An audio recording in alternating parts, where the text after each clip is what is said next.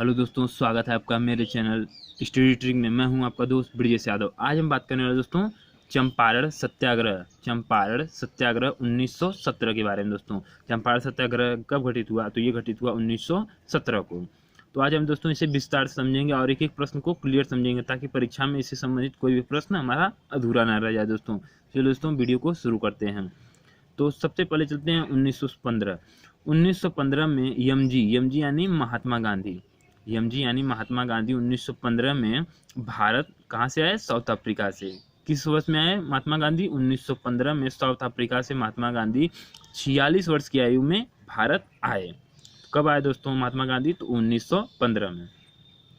अब अगला है गोपाल कृष्ण गोखले। तो गांधी जी के राजनीतिक गुरु कौन थे? तो ये थे गोपाल कृष्ण गोखले। और ये अधिक परीक्षाओं में क्वेश्चन पूछा हुआ है कि गोपाल जी के राजनीतिक गुरु कौन थे? तो गांधी जी के राजनीतिक गुरु कौन थे? तो गोपाल कृष्ण गोखले।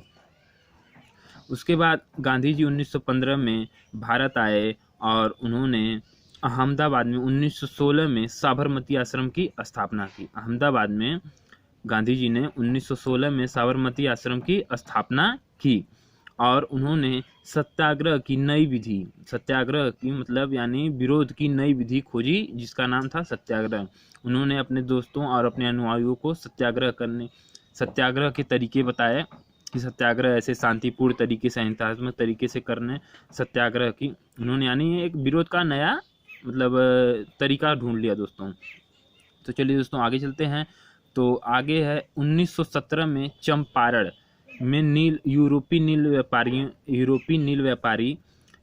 व्यापारी वहाँ के लोग रहने वाले थे। वहाँ पे वो लोग 3/20 भाग पर नील की खेती करना अनिवार्य कर दिया था। 3/20 भाग पर दोस्तों नील की खेती करना अनिवार्य कर दिया था वहाँ के यूरोपीय नील व्यापारियों ने वहाँ के किसानों को। और नील की खेती करने से यानी 3/20 मतलब 20 हिस्से में से 3 हिस्से पर नील की खेती करना अनिवार्य होता था और वो जो रेट फिक्स करते थे उन्हीं रेट पे उन्हें को बेचना होता था।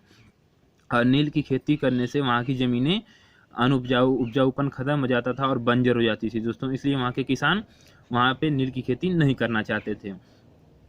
तो यही स्थिति कुछ बंगाल में भी रही। तो बंगाल में विद्रोह में बंगाल में भी नील की खेती होती थी। तो बंगाल में विद्रोह हुआ और 1861 में बंगाल इससे आज़ाद हो गया, नील की खेती से आज़ाद हो गए दोस्तों। तो चलिए दोस्तों आगे देखते हैं। तो आगे हैं फिर गांधी जी को बुलाया गया। महात्मा गांधी जी को यमजी यानी महात्मा गांधी जी को बुलाया गया और उनके साथ कौन कौन आया? तो महात्मा गांधी के साथ भारत के प्रथम राष्ट्रपति कौन थे? तो राजेंद्र प्रसाद यानी आरपी राजेंद्र प्रसाद और जेबी कृपलानी। स्वतंत्र भारत के कांग्रेस के प्रथम अध्यक्ष कौन थे? तो ये पूछा हुआ प्रश्न है दोस्तों, जेबी कृपलानी। स्वतंत्र भारत के कांग्रेस के प्रथम अध्यक्ष तो जेबी कृपलानी। और उनके साथ नरहरि पारिक भी आए और उन्होंने इन लोगों ने मिलकर जांच पड़ताल की, वहाँ की इस एरिया की जांच पड़ताल की। और जब जैसे ही वहाँ के जिला अध्यक्ष यानी यहाँ के अंग्रेजों को पता चला तो उन्होंने गांधी जी और उनके सहयोगियों को चंपारण जिला जो बिहार में स्थित है उसे छोड़ने का आदेश दिया। परंतु गांधी जी दृढ़ निश्चय से आए थे और वो भी साउथ अफ्रीका में भी कई केस जीते थे, तो उन्होंने काफ़ी डटे रहे। फिर वहाँ की सरकार ने, वहाँ के जिला अध्यक्ष ने एक जांच समिति गठित की, यानी अंग्रेजों ने एक जांच समिति गठित की और उसका सदस्य महात्मा गांधी जी भी उनमें एक सदस्यों में थे। महात्मा गांधी यमजी यानी महात्मा गांधी भी उनमें से एक सदस्य थे। जो कमेटी गठित हुई उसमें से महात्मा गांधी भी एक सदस्य थे। तो इस समिति से जो भी रिपोर्ट आई उसके बाद वहाँ के किसानों को कुछ राहत दी गई और इसके बाद यही गांधी जी की भारत में प्रथम जीत है। चंपारण सत्याग्रह गांधी जी की भारत में प्रथम विजय कहलाती है। एक बार फिर से इसे रिवीजन कर लेते हैं दोस्तों। तो 1915 में 46 वर्ष की आयु में गांधी जी साउथ अफ्रीका से आए। कहाँ से आए? साउथ अफ्रीका, साउथ अफ्रीका से भारत आए। और गांधी जी के राजनीतिक गुरु कौन थे? तो ये थे गोपाल कृष्ण गोखले। और उन्होंने 1916 में साबरमती आश्रम की स्थापना की, और भी कहाँ की? अहमदाबाद कहाँ है दोस्तों? गुजरात में। और उन्होंने विरोध की नई विधि कौन सी खोजी? सत्याग्रह। विरोध की नई विधि सत्याग्रह की खोज की और अपने अनुयायियों को बताया।